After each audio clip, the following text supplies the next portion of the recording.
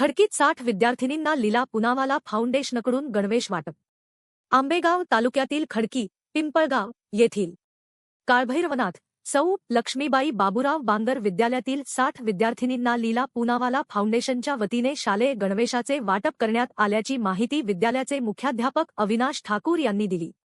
शालेय गणवेशासोबत प्रत्येक विद्यार्थिनीला दप्तर, शूज, सॉक्स, रेनकोट या साहित्यांचा वाटप मुख्याध्यापक व सर्व शिक्षकांच्या हस्ते करण्यात आले।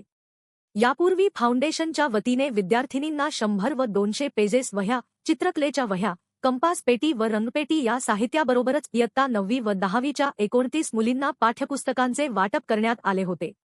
मुख्याध्यापक अविनाश ठाकूर यांनी लीला पुनावाला फाउंडेशनच्या टुमारो टुगेदर या शिष्यवृत्ती योजने अंतर्गत फाउंडेशन दरवर्षी मुलींना शिष्यवृत्ती देत असल्याबद्दल पद्मश्री लीला पुनावाला व विश्वस्त फिरोज पुनावाला यांचे आभार मानले।